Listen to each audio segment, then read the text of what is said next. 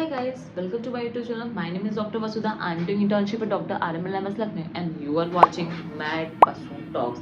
I know मैंने बहुत fastly ये बोल दिया है, पर ठीक है, मेरी आदत है ऐसे बोलने में.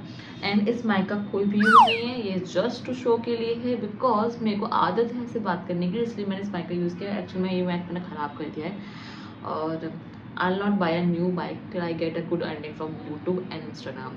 सो तब तक के लिए मैं इसी से काम चलाना पड़ेगा. और आपको अगर थोड़ा सा मेरी बात सुनने में प्रॉब्लम हो रही है तो प्लीज़ कमेंट डाउन. मैं कुछ ना कुछ चेंजेस करने के, कुछ ना कुछ जुगाड़ करने की कोशिश करती हूँ.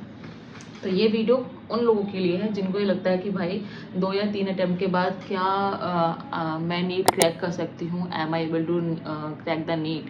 सो मैं अपनी कहानी बताना चाहूँगी मैंने कैसे किया और मेरे कितने अटैम्प्ट से. लास्ट वीडियो में मैंने अपने ड्रॉप्स बताए थे, पर एक्चुअली मेरे 3 ड्रॉप्स थे. मेरे को जज होने का थोड़ा डर था, इसलिए मैंने वो चीज़ की. बट हाँ, अब मैं आपके साथ बिल्कुल ऑनेस्ट रहूँगी. जो मैंने एक्सपीरियंस किया है मैं वो ही आपको बताऊँगी. एंड उस एक्सपीरियंस से मैंने क्या सीखा और मैंने कैसे यहाँ तक पहुँचा वो मैं क्लियरली आपको समझाऊंगी. ठीक है, तो पहला अटैम्प्ट था मेरा, फर्स्ट अटैम्प्ट मेरा ख़राब क्यों गया. फर्स्टली से वो मैं उसका एक ही रीज़न था, होम सिकनेस. मेरे को क्या हुआ कि मेरे को नीट का कोई आइडिया नहीं था कि मुझे नीट देना है कि नहीं देना है.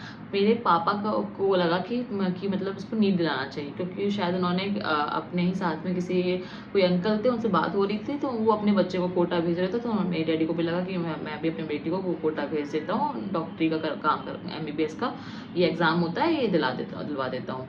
तो ठीक है, मेरा ऐसा कोई ऐसा सपना नहीं था डॉक्टर बनना है. मैं बहुत ऑनेस्टली वो सब चीज़ बताना चाह रही हूँ. ऐसे मेरा कोई उस टाइम पे सपना नहीं था वाली बात है. अभी का मुझे अभी का जो एक्सपीरियंस है, अभी का जो मैं फील करती हूँ, वो आपको नेक्स्ट वीडियो में बताऊँगी. तो उस टाइम पे मुझे कोई भी ऐसा वो नहीं था कि मुझे डॉक्टरी करना है या फिर मुझे नीट UG देना है. मेरा था मुझे UPSC करना है, और अगर मुझे मेरे घर वाले अलाउ कर देते हैं तो मुझे मॉडल बनना है. wow. ठीक है, तो मेरे ये सारे सपने थे.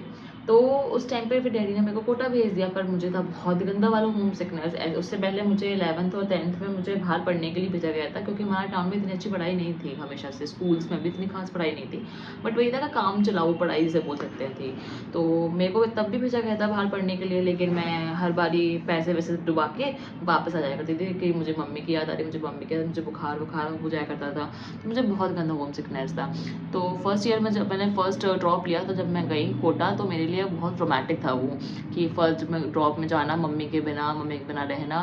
पहले 3-4 महीने में सिर्फ रोते हुए कोचिंग गई हूँ. क्या क्या बताया मैंने, अगर आप हॉस्टल में रहते हो, अगर आप कोटा में हो, तो आपको पहली मिस्टेक तो ये नहीं करनी है. आपको अपना कोचिंग प्रॉपरली अटेंड करनी है, प्रॉपर अपने डाउट्स क्लियर करने हैं, हर एक चीज़ को समझना है, एंड उसके बाद उसको रिवाइज करना है. पहले तो तुम पढ़ाई अच्छे से करो, दूसरी चीज़ तुम्हारा रिवीजन. सेकेंड थिंग होती है कि मतलब कोई टॉपिक स्टार्ट किया है, अगर तुम खुद से भी सेल्फ स्टडी भी कर रहे हो, अगर तुम कोटा में नहीं, या फिर तुम कोई दिल्ली वैली में कोई कोचिंग में नहीं हो, अगर तुम सेल्फ स्टडी कर रहे हो, तो तुम वहाँ उस केस में, सेल्फ स्टडी के केस में, अपने हर एक टॉपिक को प्रॉपरली कंप्लीट करो, एक प्रॉपर प्लानिंग के साथ काम करो, अपने शेड्यूल को मेंटेन करो. ठीक है, क्योंकि तभी चीज़ें हो पाएंगी, वरना नहीं हो पाएंगी. वरना हम सिर्फ सोच रहे जाते हैं, हम करते नहीं हैं. थर्ड चीज़ क्या करनी है, कभी मॉक से नहीं डरना है. जो मैंने किया वो आप मत करना, ये गलतियाँ बहुत बेकार होती हैं. मतलब आपको पता है कि आप मॉक से डरोगे ना, तो एक टाइम बाद ना, आप जब फाइनल पेपर देने जाओगे, तो आपसे वो होगा ही नहीं. आपसे देखो क्या होता है, पढ़ाई सब चीज़ नहीं होती. एक होता है कि प्रेजेंस ऑफ माइंड उस टाइम पे कितना काम कर रहा है. अगर आप प्रैक्टिस, देखो प्रेजेंस ऑफ माइंड और सब चीज़ें ना प्रैक्टिस पे डिपेंड करता है. अगर आपने उस टाइम पे, जो मॉक्स के टाइम पे जो आपको प्रेशर होता है, उसको बैलेंस करना सीख लिया, उसको हैंडल करना सीख लिया, तो आप जो फाइनल एग्जाम पे जो प्रेशर स्ट्रेस आएगा, उसको आप यूँ ऐसे स्ट्रेस को हैंडल कर लोगे. तो वो चीज़ मैंने गलती की थी कि मैंने वो देना ही बंद कर दिया, मैं उस स्ट्रेस से बचती थी. जबकि आपको उस स्ट्रेस को हैंडल करना सीखना है. ठीक है, तो आपको मॉक्स देना नहीं बंद, भले कैसे भी मार्क्स आ रहे हैं, तो जाके कि देखो तो भाई क्या क्वेश्चन आ रहा है, तुम्हारा कितना दिमाग चल रहा है. क्योंकि बेसिकली तुम्हारा प्रेशर में कितना दिमाग चल रहा है, ये एग्जाम तुम्हारी उसी की प्रैक्टिस करवा रहे होते हैं. ये तुम्हें ये नहीं बता रहे होते हैं कि भाई तुम बहुत कम मार्क्स लाए, तुमसे तो ना हो पाएगा. ये चीज़ उसका कोई कभी मोटिव होता ही नहीं है, ये जो कोचिंग्स में मॉक्स होते हैं.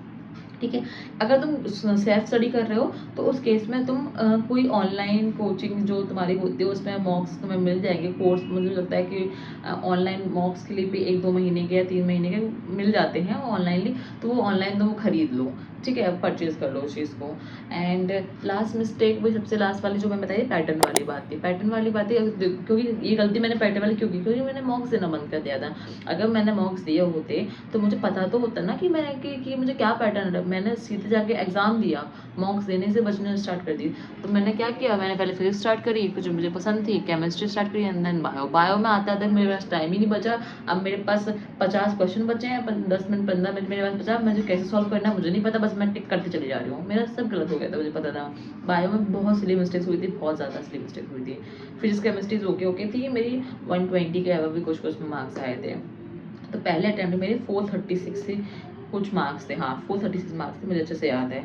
ये मैंने, और ये मेरे खुद के बलबूते पे थे, बट मैंने जो गलतियाँ करी, अगर मैं वो गलती ना करती तो मेरे इससे भी अच्छे मार्क्स होते हैं, शायद मैं फर्स्ट अटैम्प्ट में क्लियर भी कर लेती अपने एग्जाम को। सो ये मेरी थी फर्स्ट अटैम्प्ट की कहानी स्टोरी। एंड मुझे लग रहा है कि अगर मैं इसको अगर आगे कंटिन्यू करूँगी तो ये बहुत बड़ी वीडियो हो जाएगी, तो मैं नेक्स्ट पार्ट में अटैम्प्ट 2 अटैम्प्ट 3 के बारे में बताऊँगी। तो keep watching and please subscribe this channel and bye bye, thank you.